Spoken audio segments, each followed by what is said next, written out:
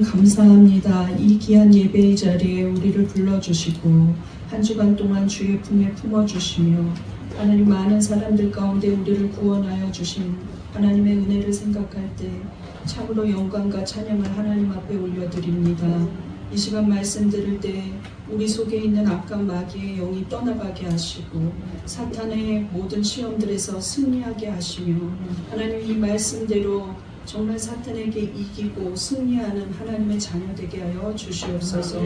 오늘도 예배를 드리러 나온 귀한 성도들을 기억하여 주사 그들의 심령 속에 있는 상처와 아픔이 치유되게 하여 주시고 하나님을 만나게 하여 주시고 하나님께 위로받는 귀한 시간 되게 하시며 치유와 회복을 넘어 예수의 생명으로 가게 하여 주시옵소서.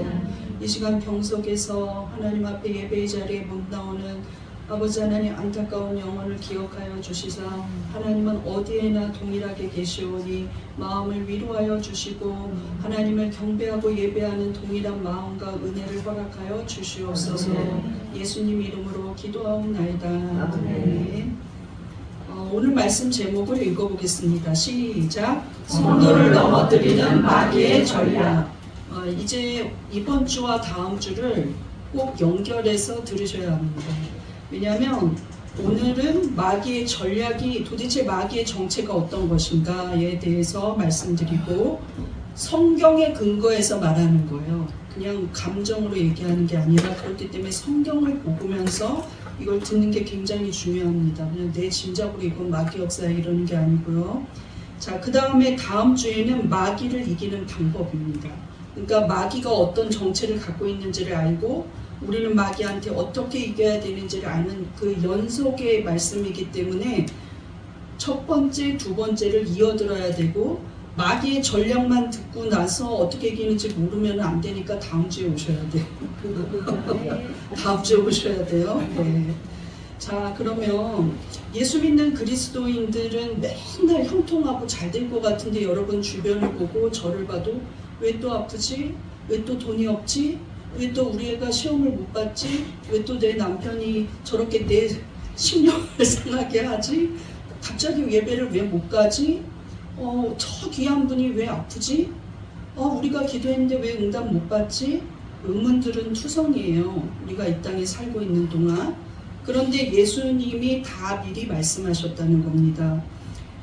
마귀가 우리를 공격하기 때문이에요. 성경은 마귀에 대해 여러 번 언급하고 있어요. 특히 예수님도 마귀에 대해서 여러 번 공격했고 예수님은 마귀를 물리쳤고 싸웠고 마귀의 정체를 알려줬는데 현대인들은 무엇이라고 하냐면 특히 성도들이 뭐라 그러냐면 고상하게 믿지 무슨 마귀 얘기를 하느냐 마귀를 물리치느냐 이러면서 우리만 잘 믿으면 된다 하는데 그런 사람들이 시험과 고통에서 이겨내지 못합니다.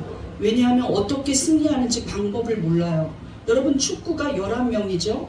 그런데 그 팀에 수비수만 있다고 생각해 보세요. 언제 골 넣습니까? 맨날 수비만 해. 그럼 언제 골을 넣어요? 손흥민 같은 공격수도 있어야죠. 호나우두 같은 공격수도 있어야 합니다. 그래야 골을 넣죠. 열심히 많이 달렸어요. 되게 좋은 스피드로 달렸어요. 한 골도 못 넣었어요. 지는 거죠. 지는 겁니다. 공격을 잘해야 돼요. 그런데 오늘 그 공격을 하려면 우리가 저 상대편은 어떤 상대인지를 알아야 합니다. 월드컵이 시작할 때 보세요. 우리나라랑 다른 팀하고 할 때 자 오늘 저 선수들을 잘 눈여겨봐야 합니다 하면서 캐스터가 얘기해요. 그런데 상대편 선수예요. 근데 이 사람이 정말 중요한 선수입니다. 이 사람을 잘 마크해야 됩니다 하고 말하고 있어요. 그것이 바로 상대의 전략을 알기 때문입니다. 우리 팀은 3-3-2 전략인데 저쪽은 어떤 팀 어떻게 전략을 짜고 나올까요? 그러면서 해설가가 제가 보기에는요 이러면서 얘기합니다. 그것이 굉장히 중요해요. 거의 대부분 그게 맞습니다. 경기할 때 보면. 그러니까 역시나 골이 들어갔군요. 상대편 골이 들어갈 때 어떡합니까? 우리가 저 선수를 마크하지 못했습니다. 놓쳤어요. 이렇게 말하죠. 왜 그렇습니까? 그 사람의 전력을 우리가 알면서도 좀 더 대비하지 못했던 거예요. 그런데 우리를 공격하는 건 누구냐? 우리를 공격하는 건 믿는 자들끼리 공격하지 않습니다. 우리 교회 분위기 보세요. 너무나 좋습니다. 서로 위로해주고 그런데도 슬픈 일이 생겨요. 그런데도 안타까운 아픔이 있어요. 누가 공격하고 있습니까? 마귀가 공격하고 있는 거예요. 예수님도 영적인 전쟁을 아주 중요하게 여겼습니다. 제가 이 영적 전쟁, 오늘하고 다음 주는 영적 전쟁 시리즈라는 거예요. 여러분, 영적 전쟁에 대해서 무시하고 사시면 맨날 못 이깁니다. 영적 전쟁을 아주 예수님은 중요시 여겼다는 거예요. 예수님이 제자 훈련이 어느 정도 되었을 때 자기를 특별하게 따라다니던 70인의 제자를 둘씩 짝을 지어 주셨어요. 혼자 가면 지니까 둘씩 짝을 지어주면서 누가복음 10장에 보면 너희들 세상에 나가서 복음을 증거하라고 말했어요. 첫 번째 선교 파송입니다. 그런데 예수님이 그들을 보낼 때 이길 거야, 승리할 거야 이러지 않았어요. 예수님이 아주 인간적으로 보면 너무 나약한 말씀을 하시거든요. 누가복음 10장 3절입니다. 시작. 갈지어다 내가 너희를 보내니 어린 양을 이리 가운데로 보낸가 같도다. 이 순진무구한 어린 양을 항상 잡아먹으려고 하는 이리들이 있는 데다 보내는 것 같다고 말씀하셨어요. 그러나 이 제자들이 갔을 때 무슨 일이 일어났습니까? 예수님은 너무 안타까운 심정으로 어린 양을 이리 가운데 집어넣는 것 같다고 말씀하셨어요. 그것이 무엇입니까? 그 이리가 바로 마귀예요. 복음을 전하려고 할만 하면, 조금 은혜 받으려고 하면, 조금 기도하려고 하면, 조금 말씀 보려고 하면, 조금 하나님의 뜻대로 살려고 하면, 조금 더 헌신하려고 하면 이리가 나서서 못하게 한다는 것이죠. 그런데 예수님의 뜻과는 정말로 그 뜻과 맞게 제자들이 승리하고 왔어요. 예수님이 보낼 때는 저 나약한 제자들처럼 불쌍해 보였지만 그들은 승리했다는 거예요. 제자들이 와서 무엇을 보고합니까? 귀신들이 우리한테 항복했습니다. 예수님. 그러면서 너무 기뻐하면서 돌아왔습니다. 17절 보겠습니다. 시작. 기뻐하며 돌아와 이르되 주여 주의 이름이며 귀신들도 우리에게 항복하더이다. 예수의 이름으로 귀신을 이겼다는 거예요. 믿습니까? 네. 그런데 예수님이 그들에게 알려주고 싶은 거예요. 도대체 무엇 때문에 이겼는지 예수님이 말씀하십니다. 바로 이어서 그래 잘했다 이러지 않았어요. 예수님이 영적인 거를 알려주는 거예요. 니네가 영적으로 승리했다는 것이죠. 그러면 그 제자들을 보내놓고 예수님은 어떤 기도를 하셨을까요? 제발 전도가 잘 되게 해주세요. 많은 사람이 믿게 해주세요. 이거는 수동적인 수비적인 기도라는 것이죠. 예수님은 무슨 기도를 했느냐? 사탄이 방해하지 않도록 기도했다는 거예요. 그리고 주시해서 보았다는 거죠. 저 사탄이 어떻게 하나 영적으로 보고 계셨다는 거예요. 우리가 전도할 때 전도가 왜 안 되지? 에이 쟤는 나 마음이 못된가 보다. 에이 쟤는 약속을 안 지키나 보다. 그런데 그 사람이 진짜로 자기 마음이 아닌 거예요. 왜냐하면 불신앙이 사로잡고 있는 겁니다. 그래서 우리는 누군가를 전도하기 전에 그 전도를 가로막고 그 사람에게 불신앙을 가져다주는 악한 영을 물리치는 공격적인 기도를 해야 돼요. 예수님의 반응을 보겠습니다. 18절 시작. 예수께서 이르시되 사탄이 하늘로부터 번개같이 떨어지는 것을 내가 보았노라.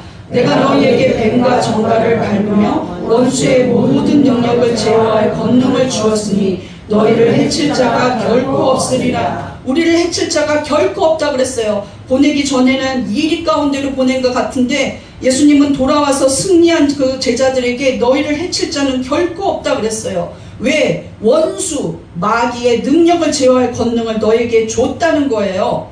믿습니까? 그런데 그 전에 어떤 일이 있습니까? 예수님이 보았다는 거예요. 자, 우리가 보았다. 도대체 예수님은 무엇을 보고 계셨을까요? 예수님은 영의 눈으로 보고 계셨다는 거죠. 여기서 보았다 이 말의 동사 데오레오는 깊은 흥미와 뚜렷한 목적을 가지고 뚫어지게 쳐다보는 거예요.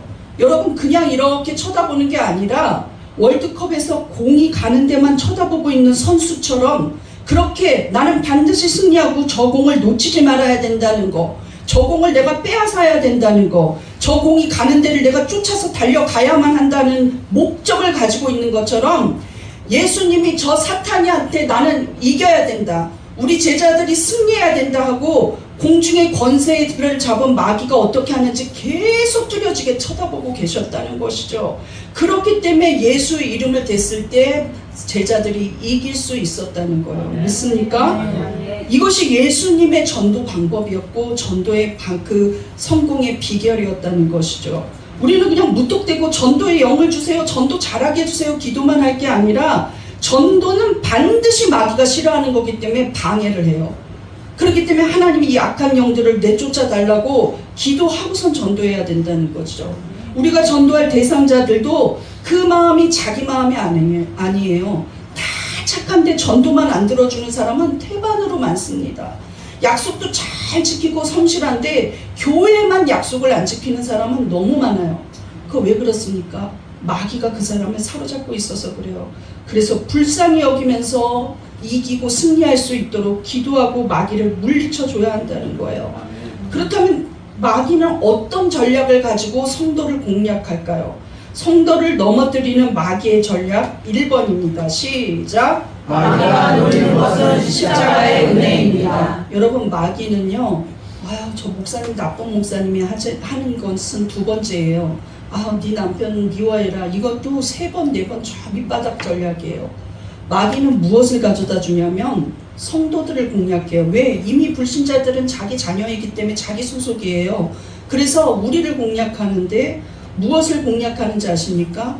구원의 은혜, 십자가의 은혜가 그냥 무가치한 것처럼, 당연한 것처럼, 저 사람도 구원하고 나도 구원하고 다 구원했는데 내가 뭐 특별해? 이렇게 생각하게 만든 거, 그거 다 속임수입니다. 그거 강력한 마귀예요. 그 마음이 여러분 속에 들었다면 그 마귀 물리쳐야 돼요. 마귀의 첫 번째 전략은 무엇이냐? 십자가의 은혜를 무시하는 거예요. 그것이 아무것도 아닌 것처럼, 나는 왠지 감흥이 없어. 여러분, 십자가 생각할 때 눈물이 없어졌다면 기도하셔야 돼요. 그거 마귀 전략이에요. 무감각해져라. 예수님 혼자 십자가를 졌을 뿐이야. 2000년 전 사건이야. 너랑 무관해. 이거는 근본적인 믿음을 흔드는 겁니다. 어떤 병이 걸려도, 어떤 가난이 와도, 어떤 시험이 들어도 여전히 십자가의 은혜는 우리에게 구원의 감격이에요. 때로는 목사님한테 실망하기도 하고, 때로는 교회가 싫어지기도 하고, 때로는 성도한테 상처받아도 예수님만은 우리의 구원자입니다. 믿습니까? 그러니까 떠돌면 안 돼요. 내가 이 교회, 사랑빛 교회 상처받았어. 김가리 목사 가까이서 보니까 별거 아닌 사람이야. 저 사람 욕심 많은 사람이야. 저 사람 거짓말하는 사람이야 싶더라도 다른 교회에 가서 예수를 믿어야죠. 한 주도 쉬면 안 됩니다. 예수 믿는 거 포기하면 안 돼요. 예수님이 우리의 구원자시기 때문입니다. 마귀의 최종 목적은 어떻게 해서든 구원의 은혜를 잃어버리게 하고, 그것에 대해 무감각하게 하고, 별거 아닌 것처럼 생각하게 만들어요. 여러분, 거기에 속으면 안 됩니다. 애통하며 눈물을 평생 유지하셔야 돼요. 주님 만나는 날까지 나는 그것 때문에 살았다고 주님 앞에 고백하면서 정말로 하나님 앞에 날마다 오늘은 안 오나? 오늘은 안 오나? 이렇게 생각할 정도로 눈물로 애통으로 날마다 십자가 앞에 그 은혜를 감사하셔야 돼요. 그것이 구원받은 성도의 마땅한 본분입니다. 믿습니까? 에베소서는 우리는 예수 그리스도 안에서 풍성한 은혜를 받았는데 그것이 바로 속량의 은혜라고 말을 하고 있어요. 에베소서 1장 7절 시작. 우리는 그리스도 안에서 그의 은혜의 풍성함을 따라 그의 피로 말미암아 속량 곧 제사함을 받았느니라. 여기서 속량이라는 원어를 보면 더 은혜가 됩니다. 속량이라는 헬라어 원어 아폴리트로시스는 두 가지 때 사용돼요. 그것은 무엇이냐면, 여러분, 노예를 이스라엘 사람들은 집에 노예가 있었어요. 그런데 희년이 되면 이 노예가 희년이 되면 49년이 희년이에요. 그런데 영원히 대를 이어서 막 우리나라 예전 상놈처럼 대대로 상놈이 되는 게 아니에요. 노예가 되는 게 아니에요. 종으로 사는 게. 그게 아니라 하나님은 레위기에 어떻게 하냐면 49년이 되면 그 사람을 50년째는 풀어줘라. 그런데 보낼 때 어떻게 하냐면 김가리는 노예가 아니라 자유인이다 하고 자유인의 증거를 줘요. 그럼 이 사람은 이 종이 하나의 신분이 상승돼요. 나는 이제 누구의 종살이도 하지 않아도 된다. 내 아들 내 손주는 이제 자유인이다. 나도 자유다. 나는 마음껏 살 수 있다. 내 재산도 누릴 수 있다. 난 자유가 됐다. 이런 증거가 바로 너 오늘 아폴리트로시스다. 속량되었다는 거예요. 누구한테도 구속받을 필요가 없다는 것이죠. 해방되었다는 거예요. 우리는 죄로 말미암아 죽을 수밖에 없고, 죄로 말미암아 우리의 본성을 버릴 수밖에 없고, 본성대로 살 수밖에 없는데, 죄가 우리를 구속해서 너는 죄인이야, 너는 죄인이야 계속 정죄합니다. 그런데 이제 우리는 그 죄의 노예에서 벗어났다는 것이죠. 예수 그리스도의 십자가의 피가 있었기 때문이에요. 그럼 왜 피를 흘려야 했습니까? 죄의 값은 사망이라 그랬는데 피 흘림이 없은즉 죄사함이 없다 그랬어요. 그래서 구약에서는 죄를 지으면 양이나 소를 잡아서 그 피를 하나님 앞에 바치면서 용서를 빌고 죄사함을 받았어요. 그런데 예수님이 한 번에 그 십자가에 달려 돌아가심으로 말미암아 그래서 그 피가 우리에게는 너무나 귀중해서 보배로운 피라 그래서 보혈이라고 그러는 거예요. 그 피가 우리의 죄값 때문에 흘려진 피입니다. 두 번째는 이 속량이 어떤 뜻이냐면 이스라엘 사람들은 그 형량이 굉장히 무겁게 형을 매겼어요. 그래서 우리나라는 너무 형이 가볍다, 뭐 살인죄도 10몇 년만 사니 너무 가볍다, 뭐 성폭행 죄도 좀 늘려야 된다 이런 얘기하고 있는데 이스라엘은 죄형이 굉장히 큽니다. 그래서 그것을 본받아서 미국도 죄형이 굉장히 커요. 막 430년형, 막 200몇 년형, 죽으라는 말이네 이렇게 생각되잖아요. 그런데 그 죄수들이 너무나 형량이 커서 자기의 온 인생을 다 살아도 그 형을 못 갚아요. 그럴 때는 어떻게 하느냐? 선고를 완전히 무죄로 변하게 하는 한 제도가 있었는데 그것이 속량, 속전제도였어요. 돈으로 해결하라는 거예요. 돈으로. 어마어마한 돈을 내야 합니다. 웬만한 사람은 이 돈을 못 내요. 그런데 어마어마한 돈을 내서 쉽게 말하면 벌금으로 바꾸는 거죠. 어마어마한 돈을 내서 무죄 판결을 받아서 그 형량에서 면제받는 거예요. 이것이 바로 속량제도입니다. 그런데 우리는 누가 그것을 대신 내줬느냐? 예수님이 자기의 생명으로 대신 내준 거예요.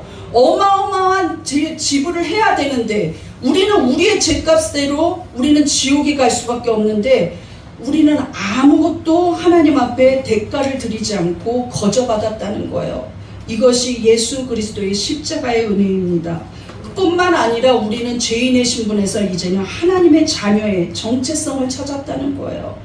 그런데 왜 이런 은혜를 주셨을까요?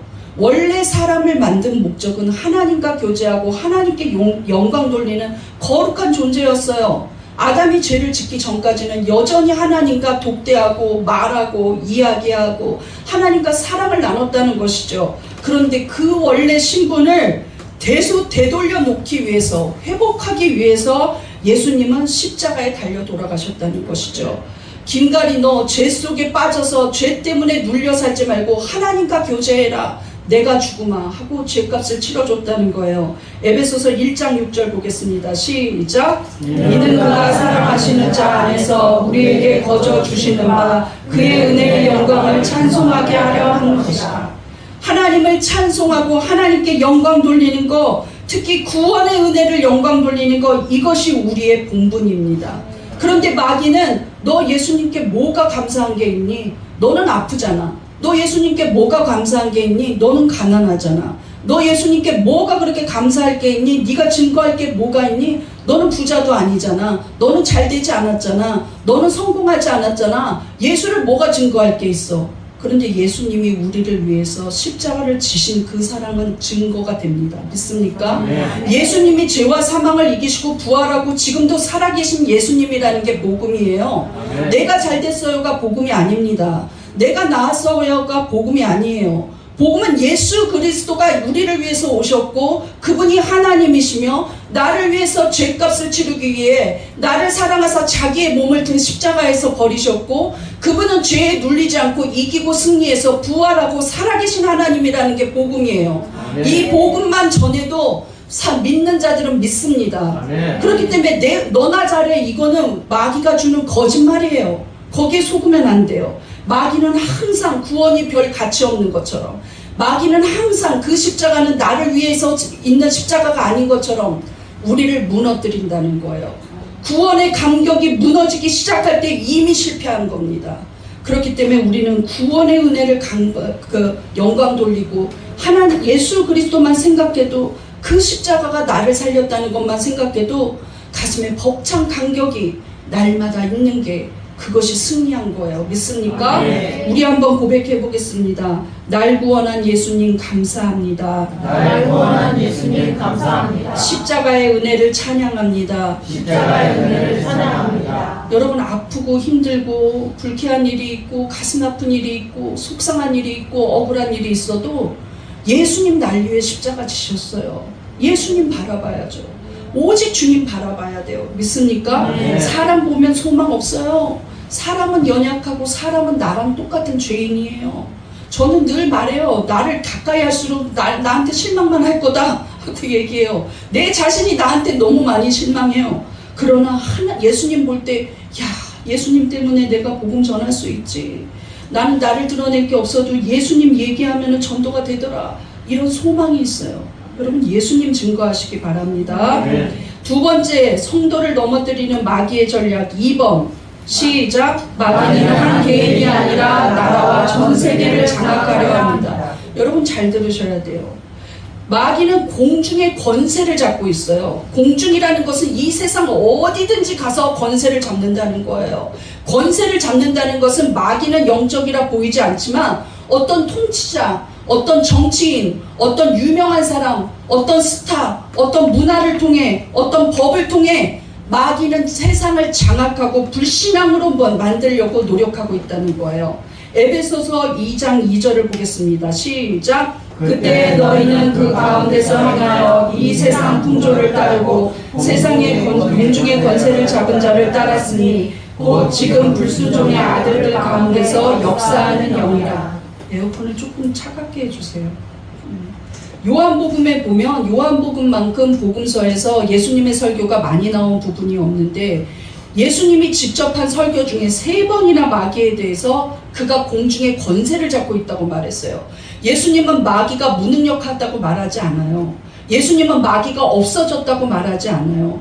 예수님 재림할 때까지 마귀는 끝까지 성도들을 괴롭히고 끝까지 공중의 권세를 잡고 있을 거예요. 누구를 통해서 역사할까요? 에베소서의 6장 보면은 통치자들, 권세 있는 자들, 이 세상을 주관하고 있는 자들, 어떤 분야의 리더들, 그들을 통해서 악한 영들이 역사하게 해서 세상을 사로잡을 거라고 말하고 있다는 거죠. 그래서 우리는 어떻게 대비해야 합니까? 마귀를 물리칠 하나님의 전신갑주를 입어야 하는 거예요. 그래서 전신갑주가 필요합니다. 에베소서 6장 11절 시작. 마귀의 관계를 능히 대적하기 위하여 하나님의 전신갑주를 입으라. 우리의 씨름은 혈과 육을 상대하는 것이 아니요 통치자들과 권세들과 이 어둠의 세상 주관자들과 하늘에 있는 악의 영들을 상대함이라. 우리 주기도문 예수님이 가르쳐줄 때 어떻게 했습니까? 하나님의 나라가 이 땅에 임하게 해달라고 기도하라고 예수님 가르쳐줬어요.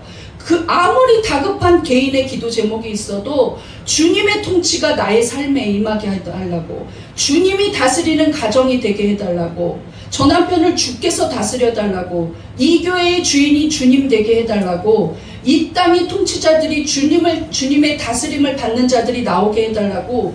그것이 먼저예요, 여러분. 그리고 나서 내 삶을 주님이 주관하도록 내가 주님 앞에 완전한 복종을 해야 한다는 것이죠. 마귀는 유력한 지도자들을 통해 자기 뜻을 이루려고 하고, 마귀는 사회법을 조장해서라도 악한 법을 통과시키고, 마귀는 문화를 통해서 마귀는 악한 가치관을 심어주면서 침투에 들어가는 거예요. 그래서 지금 어떤 일이 일어났습니까? 동성 결혼도 합법화하는 일들이 수도 없이 많아요. 우리나라는 아직 안 되고 있지만 사실상 그렇게 되는 경우들이 많이 있어요, 지금. 그리고 동성애에 대해서 악이라고 말하지 않고 개인의 취향이라고 말합니다. 그것이 문화로 자리 잡았어요. 그런데 성경은 뭐라 그럽니까? 언제든지 우리는 우리의 그냥 생각이나 아이디어로 생각하지 말고 성경으로 돌아가야 돼요. 성경이 진리입니다. 아멘. 성경이 맞는 거예요. 아멘. 내 생각은 이게 아닌데 성경이 그렇다 그러면 성경에 순종하는 거예요. 아멘. 그렇기 때문에 목사님 말씀에 난 좀 기분이 나쁘대? 그래도 그게 맞으면 난 받아들여야 되는 거예요. 아멘. 말씀이 그렇다 그러면 그게 맞는 거고, 말씀이 아니다 그러면 그게 아닌 거예요. 그것은 수천 년이 돼도 똑같습니다. 아멘. 하나님 말씀은 진리이기 때문이에요. 믿습니까? 아멘. 차별금지법은 무엇을 말하고 있습니까? 야, 차별스럽게 이야기하지 말라.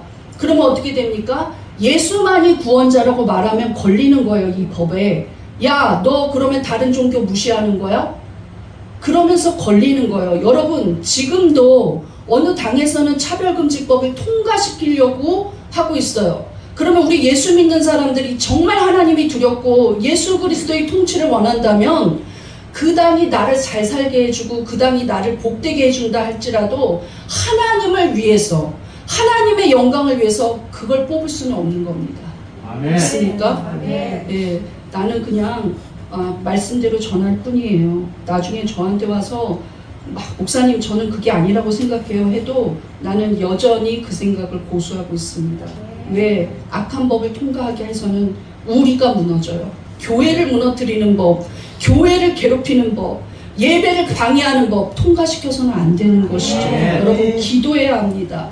통치자, 권세 있는 자, 세상 주관자들을 이용해서 인기 있는 스타들을 이용해서 여러분 예능 보세요. 인기 있는 스타들 정말 많은 사람들이 좋아하는 사람들이 타로 점 보러 가요. 그걸 보는 어린애들은 무슨 생각하냐면 나도 저거 한번 봐야겠구나 이렇게 생각해요. 이것이 무엇입니까? 문화로 자리 잡는 거예요. 예, 유튜브 보세요. 유명한 사람들 사주를 어떻게든 알아가지고 가서 이 사람 어떻게 될지 봐주세요 하고 그게 또 맞기도 할 때가 있잖아요. 맞긴 잘하니까. 맞으면 이 사람이 유명해졌습니다 하고 그 사람 띄워요. 이런 세상의 악한 법에 악한 문화에 우리가 속고 있다는 거예요.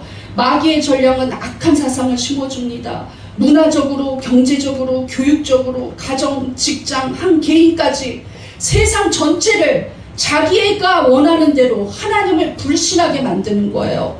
교묘하게 불신하게 만들었다가 나중에는 완전히 장악해서 정체를 드러내는 게 바로 마귀의 전략입니다.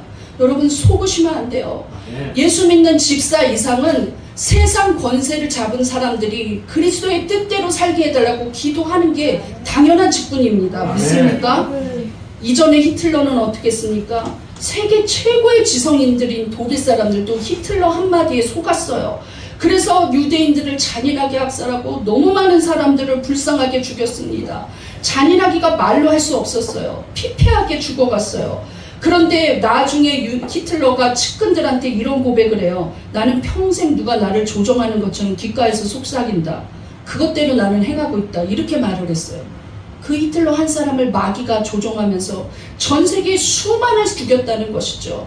아르헨티나는 원래 부자 나라였어요. 한때는 10대 안에 드는 부국이었습니다. 그런데 한 안 믿는 대통령, 불신앙에 가득한 대통령이 나오기 시작해요. 첫 번째 대통령은 1970년대에 나온 페론이라는 사람인데 그는 너무 주술을 좋아해서 호세라는 주술가를 장관 자리에 앉혀놓고 계속 정치면서 물어봤어요. 이거 안 될 일이죠. 그 다음에 집권한 대통령이 이세벨 페론인데 그 사람도 전에 있던 호세라는 주술가를 이제는 수석 보좌관에 앉혔어요. 잘 맞췄었나 봐요. 그 다음에 메넴 대통령이 됐어요. 그런데 28년 동안이나 개인 점술가를 둬서 그 사람을 대통령 비서로 데리고 있으면서 이 개인 점술가가 하라는 대로 하고 살았으니 무슨 정치가 됩니까? 경제가 됩니까? 완전히 망해버렸던 거죠. 우상이 성행하는 곳에 하나님의 복이 임할 수가 없습니다. 여러분 예수를 잘 믿는 나라 보면 잘 살고 있는 나라예요. 예수 잘 믿는 사람 보면 반드시 나중에는 잘 삽니다. 믿습니까? 네. 지금은 어떤 과정이라서 힘들 수 있고 지금은 내가 초대라서 힘들 수 있어도 예수 잘 믿으면 반드시 잘 돼요. 믿습니까? 네. 마귀가 역사할 때는 너는 망했어, 너는 끝났어, 하나님이 너를 사랑하시면 이렇게 하시겠니 하지만 절대적으로 하나님은 여러분을 붙잡고 있어요. 믿습니까? 네. 마귀한테 속으면 안 됩니다. 여러분 마귀는 성경 인류 역사를 보세요. 한 사람을 완전히 씨를 말리는데 그것은 반드시 이유가 있어요. 잘하는 사람, 잘 믿는 사람을 통해서 민족을 말살하려고 그래요. 가인이 아벨을 죽인 사건이 성경 역사에 처음 나오는 살인죄입니다. 그런데 아벨이 싫으니까 죽였겠지 이렇게 생각하면 안 돼요. 가인이 아벨을 죽였는데 그 아벨은 어떤 사람이었냐면 하나님 앞에 기쁨으로 제사를 드리는 자였고 하나님이 그 아벨의 제사를 연락하셨어요. 응답하셨다는 거예요. 예배를 잘 드리는 자의 씨를 말리려고 가인이 죽인 거예요. 너 왜 나보다 예배 잘 드려? 그리고 시기하고 질투해서 죽인 거예요. 그 아벨의 거룩한 그 백성이 살아남지 못하도록 아예 죽여버렸어요.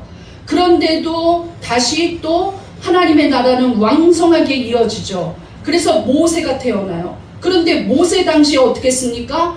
이 히브리 민족을 완전히 죽여야겠다 작정하고 어떻게 하냐면 그 이집트 왕이 법을 내립니다. 악법이죠. 마귀는 통치자를 통해서 역사한다 그랬잖아요. 2살 이하의 어린아이를 다 죽여버려라.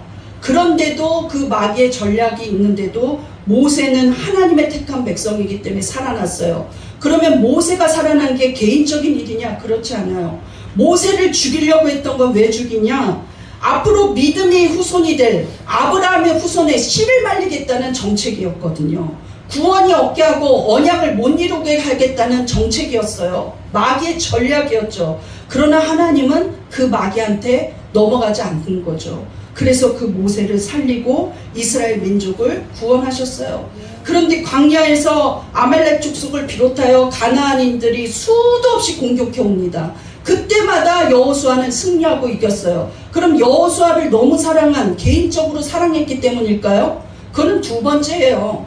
하나님께서는 이 여호수아라는 지도자를 통하여서 믿음의 후손을 반드시 남기겠다는 것이죠. 아브라함의 믿음의 후손을 남겨서 이들을 통하여 복음이 전파되고 구원을 얻게 하겠다는 그 위대한 계획이 있기 때문에 살리고 승리하고 회복시켜 주신 거예요. 믿습니까? 이스라엘 민족이 뭐 잘나서가 아니에요. 얼마나 죄를 많이 짓습니까? 그래도 회복시키고 그래도 회복시키고 그래도 회복시키는 것은 구원의 계획이 있기 때문이에요. 그런데 마귀는 언제든지 말살시키고 멸망시키고 죽이려 했다는 것이죠. 끊임없이 이스라엘 민족에게 우상 섬기게 하고 끊임없이 하나님에 대해서 배신하게 했다는 거예요. 그런 마귀의 전략이 있었다는 걸 우리는 무시해서는 안 됩니다. 마귀는 심지어 예수 그리스도의 탄생까지도 방해했어요. 헤롯 대왕이 어떻게 했습니까? 동방 박사가 와서 여기서 이 땅에서 위대한 지도자 그리고 하나님이 보낸 메시아가 난다고 했는데 내가 그 사람을 만나서 경배하러 왔습니다 하니까 그래 그 사람 만나거든 나한테 꼭 알려줘라. 그리고 나서 그 다음날부터 무슨 정책 펼쳤습니까? 이 대왕을 통해서 또 역사하는 거예요. 마귀가 무슨 전략 폈습니까? 2살 이하의 어린 유대인 아이들 남자아이 다 죽여라. 엄청난 살인사건 말도 못하게 그 어린 이쁜 아이 남자애들을 다 죽여버린 거예요. 그런데도 천사가 나타나서 이 아이를 헤롯이 죽이려고 하니 애굽으로 피신해 있어라 하면서 예수 그리스도를 살려놓았잖아요. 마귀는 끊임없이 전략을 짠다니까요. 그 그리스도를 죽임으로 말미암아 십자가에 서지도 못하게 만들려는 겁니다. 구원을 아예 방해하고 씨를 말리겠다는 정책이었어요. 마귀는 이렇게 자기 세상을 주관하려고 해요. 자기가 왕 되려고 하는 겁니다. 공산주의 사상을 통해서 어떻게 합니까? 유물론 사상을 심어줘요. 보이는 것만 믿어. 안 보이는 건 없어. 없는 거야. 무신론 사상을 심어줘요. 공산주의자들이 성령 집회하는 거 보셨으면 나와서 말해보세요. 저한테 얘기해 주세요. 지금 러시아에 남아있는 교회들은 관광지 때문에 남아있습니다. 거기서 예배드리지 않아요. 북한에 있는 교회 2개도 형식상의 교회예요. 거기서 예수님의 보배로운 피고 예수님이 구원자라고 말하지 못합니다. 그 교회에는 여전히 공산주의 사상을 이야기하고 있어요. 중국의 교회들 어떻습니까? 중국 선교사님이 와서 말했잖아요. 여전히 지도자들을 사진 갖다 놓고 함부로 성경에 대해서 이야기 못해요. 문화를 통해서도 지금 들어옵니다. 르네상스 문화 어떻게 합니까? 인간 중심의 사상이에요. 르네상스의 모토가 인본주의를 갖자, 신본주의 버리자. 그때부터 인간이 내 뜻대로 살자. 우리 취향이 중요해. 우리 뜻이 중요해. 우리의 경험이 중요해. 이것이 주입이 된 거예요.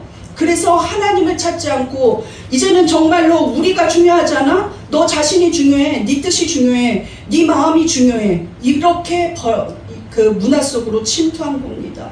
그리고 이어서 계몽주의가 발달하면서 과학을 믿자, 이성을 믿자. 성경에는 너무 기적이 많아. 말도 안 돼. 창조론 자체부터 부인한 거예요. 얼마나 마귀가 공중권세를 잡고 사람 한 사람 뿐만이 아니라 개인이 아니라 온 문화로 온 법으로 이 땅을 통치하려고 하고 있다는 것이죠. 자기가 왕 되려고 하고 있다는 거예요. 마귀는 예수 그리스도까지도 공격했기 때문에 내가 장로인데 우리 집안이 5대째인데 상관없습니다. 내가 목사인데 상관없어요. 저도 때로는 토요일날 실망해서 이렇게 생각해요. 이 원고로 무슨 은혜를 받겠어? 난 바보짓 했구나. 이런 생각이 들어요. 그럼 새벽에 다시 일어나서 하나님, 예수님이 말씀하시는데 내가 무슨 상관입니까? 복음대로 전하면 사람한테 인기 얻으려고 전하는 게 아니기 때문에 주님이 역사하십니다. 나는 미련해도 말씀은 강합니다. 나는 연약해도 말씀이 이깁니다 하고 제가 승리할 때가 많아요. 근데 마귀한테 잠깐 속을 때는 망했구나 이런 생각이 들 때가 있다니까요. 야, 망했어 이런 생각이 미리 들어요. 그런데 아니더라는 거죠. 하나님이 역사하시는 거예요. 우리 예수님이 유대인들 앞에서 자기가 하나님의 아들이라고 선포했을 때 사람들이 비웃고 조롱했어요. 그랬더니 그들에게 뭐라 그랬냐면 너는 마귀한테서 났다 그랬습니다. 요한복음 8장 44절입니다. 시작. 너희는 너희 아비 마귀에게서 났으니 너희 아비의 욕심대로 너희도 행하고자 하는데라. 왜 마귀한테 속습니까? 욕심 때문이에요. 어떤 욕심? 내가 최고가 돼야 돼. 내가 우선이야. 내가 생각하는 게 맞아. 이런 자기 욕심이에요. 자기 욕정 때문에 예수님을 부인했다는 것이죠. 이것이 오늘의 본문이었다는 겁니다. 여러분 따라해 보겠습니다. 세상의 악한 권세에 따르지 않겠습니다. 세상의 악한 것에 따르지 않겠습니다. 불신앙의 문화 따르지 않겠습니다. 불신앙의 문화에 따르지 않겠습니다. 세상의 통치자보다 예수님이 진리입니다. 세상의 통치자보다 예수님이 진리입니다. 여러분 속지 마시기 바래요. 속지 마시기 바래요. 내 고향에서는 그러지 않는데, 내 학벌에서는 그러지 않는데 이거 상관없습니다. 예수님 먼저예요. 있습니까? 세 번째, 성도를 넘어뜨리는 마귀의 전략 3번 시작. 마귀는 언제나 거짓말로 유혹합니다. 내가 하나님의 아들이라고 예수님이 밝혀도 유대인들은 믿지 않았어요. 진리를 모르기 때문에 믿지 않지만 예수님은 무엇이라고 가르쳐 주냐면 오늘 본문에 보면 마귀가 거짓말로 너희를 속이고 있다는 거예요. 거짓말쟁이고 거짓의 아비인 마귀한테 속지 말라고 말을 하고 있어요.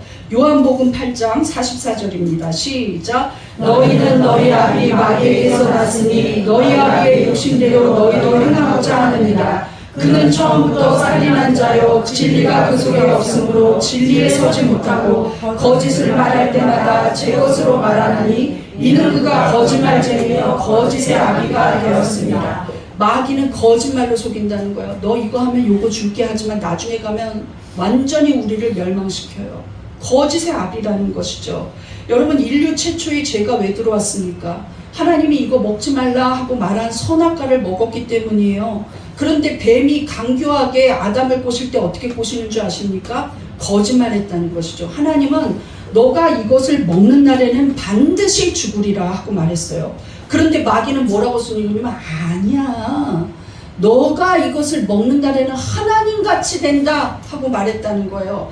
거기에 인류 최초의 죄가 시작됐다는 것이죠. 창세기 3장 4절 보겠습니다. 시작. 뱀이 여자에게 이르되 너희가 결코 죽지 아니하리라. 너희가 그것을 먹는 날에는 너희 눈이 밝아져 하나님과 같이 되어 선악을 알 줄 하나님이 아심이니라. 여러분 하나님같이 될 수 없어요. 우리가 하나님 앞에 도전할 수 있는 존재가 되지 못합니다. 하나님 앞에 사실은 원망 불평도 하면 안 돼요. 하나님 무슨 뜻이 있습니까? 하고 물을 수는 있어요. 그런데 원망 불평하면 안 됩니다. 하나님 왜 나를 이렇게 일찍 죽는 병에 걸리게 했어요? 원망 불평할 수 있는 존재가 아니에요. 우리의 삶 전체를 하나님이 갖고 계시기 때문에 우리는 하나님의 피조물이지 동급이 아닙니다. 그런데 어떻게 같이 되려고 합니까? 될 수가 없는 거예요. 될 수가 없어요. 성경을 읽을 때도 이거 모순 아니에요 하나님? 이럴 수가 없는 거예요. 하나님이 다 죽이라고 그러면 죽여야죠. 좀 살려놓는 게 계산적으로 맞지 않나? 그랬다가 사울이 하나님이 뭐라 그랬습니까? 내가 이 사울 세운 거 후회한다 그랬어요. 하나님이 원하시면 그 뜻대로 하는 거예요. 내 주장을 펼 수가 없어요. 근데 하나님 같이 된다. 근데 결국 죽고 말았죠. 우리도 죽습니다. 그 죽음 때문에 가시와 엉겅퀴까지 나는 저주를 받았어요. 자연 생태계가. 그래서 사랑하는 강아지들도 죽고 그 다음에 생물들도 죽어요. 이 인류 전체가 저주를 받아버렸어요. 왜? 하나님같이 되겠다고 도전했기 때문이에요. 그렇기 때문에 우리에게도 죄성이 있다는 걸 인정하셔야 돼요. 예수님을 죽이려고 보니까 그 죽이려는 작당 자체가 모순이죠. 예수님을 어떻게 법에 걸려 넘어지게 할까 생각하고 있어요. 그런데 아무리 봐도 예수는 선하시고 예수는 의롭고 예수는 죄가 없으니까 어떻게 했습니까? 거짓말로 증거를 어떻게 좀 찾아보려고 모의했다는 것이죠. 마태복음 26장 59절입니다. 시작. 대제사장들과 온 공회가 예수를 죽이려고 그를 칠 거짓 증거를 찾으매. 여러분 조심해야 될 게 이 거짓 증거를 찾고 있는 사람들이 누구보다도 율법을 잘 알고 하나님을 잘 섬긴다고 자부했던 영적 자부심이 있는 자들이었어요. 우리가 오래 믿었는데, 우리가 몇 대째 믿는데, 나는 목사인데, 이런 거 버리셔야 해요.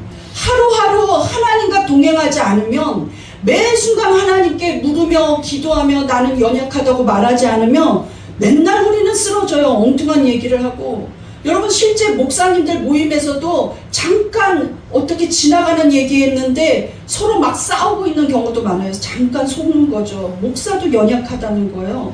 목사가 의인입니까? 그렇지 않아요. 예수 그리스도만이 의인이라 그분을 통하지 않고는 누구도 의롭게 될 수 없습니다. 믿습니까? 아멘. 그래서 이 거짓 증거를 찾는 자들이 종교 지도자들이었다는 거예요. 나도 기도하지 않으면 안 되는구나. 나도 열심히 말씀 속에 살아야 하는구나. 나도 그리스도 앞에 순종해야 하는구나. 내 뜻은 드러내지 않아야 하는구나. 이 교회는 하나님 것이구나. 신실하게 믿고 가야 해요. 믿습니까? 네. 내가 왕년에 뭐를 했는데, 내가 뭐 어떻게 믿었었는데, 내가 무슨 표적을 일으켰는데, 그거 말하는 새에 나는 속을 수 있어요. 믿습니까? 네. 그렇기 때문에 언제나 하나님 앞에 우리는 진실하게 기도로 나가야 돼요. 예수님은 말세에 어떤 징조가 있을 거라고 말했습니까? 거짓 그리스도, 거짓 선지자들이 너희를 유혹할 거라고 그랬어요. 온갖 기사와 표적을 일으키면서 유혹할 거라고 그랬어요. 그렇기 때문에 말씀에 더 중심을 잡고 서 있어야 돼요. 내 개인이 하나님을 사랑하는 마음이 없으면 마귀한테 속는다는 거예요. 내 개인이 구원의 은혜가 없으면 마귀한테 속아요. 내 개인이 말씀 중심으로 살지 않으면 마귀한테 속습니다. 내가 기도로 깨어있지 않으면 속아 넘어갈 수 있어요. 마태복음에서 예수님이 말씀하신 거 보겠습니다. 마태복음 24장 24절입니다. 시작. 그때 사람이 너희에게 말하되 보라 그리스도가 여기 있다 혹은 저기 있다 하여도 믿지 말라. 거짓 그리스도들과 거짓 선지자들이 일어나 큰 표적과 기사를 보여 할 수만 있으면 택하신 자들도 미혹하리라. 택하신 자, 목사님 저는 유튜브에 다 구별할 수 있어요. 이런 사람들이 있거든요. 그 시간에 성경을 보세요. 유튜브에 수도 없는 70%, 80%가 이단입니다. 그런데 어떻게 구별해요? 저도 저게 맞나? 하고 보다 보면은 이 사람 잘못됐구나. 간신히 알아요. 근데 성도는 모를 수밖에 없죠. 근거도 없는 길거리에서 준 책을 읽지 말고 성경을 읽으셔야 돼요. 기도에 오면 성경을 한 절 해석해 준다고 말해도 안 오고 혼자 집에서 유튜브를 보는 건 무슨 생각인지 모르겠어요. 그 시간에 기도하러 같이 오셔서 기도해야 합니다. 아멘. 할 수만 있으면 택하신 자들도 미혹하리라. 뭘로? 표적과 기사를 보여주겠다는 거예요. 이렇게 놀라운 기적이 일어났습니다. 이렇게 놀라운 표적이 일어났습니다. 그러면서 보여준다는 거예요. 그때 우리는 말씀으로 돌아가야 돼요. 예수님이 말씀으로 마귀를 물리쳤습니다. 믿습니까? 네. 거짓말에 속으면 안 돼요. 예수님이 진리입니다. 믿습니까? 네. 우리 따라해 보겠습니다. 마귀의 거짓말에 속지 않겠습니다. 속지 않겠습니다. 더 크게 선포하세요. 거짓의 악한 영아 거짓의 악한 영아 떠나가라. 떠나가라. 거짓말하는 악한 마귀야 거짓말하는 악한 영아 떠나가라. 믿습니까? 네. 우리 성도를 넘어뜨리는 마귀의 전략 1번 시작. 마귀가 노리는 것은 십자가의 은혜입니다. 2. 마귀는 한 개인이 아니라 나라와 전 세계를 장악하려 합니다. 3. 마귀는 언제나 거짓말로 유혹합니다. 자, 이제 마귀의 전략에 속지 않으시길 바랍니다. 네. 이거 마귀구나, 이거 마귀구나 하고 아셔야 돼요. 속으면 안 돼요. 예. 그런데 다음 주에는 마귀는 그럼 내가 어떻게 이기나 이것을 하기 때문에 오늘 걸 듣고 내일 걸 뭐 안 들으면 아무것도 못하는 수비 상태가 돼요. 그러니까 공격수로 변하는 방법, 다음 주에 여러분 마귀한테 속고 있는 사람들이 있으면 데리고 와보세요.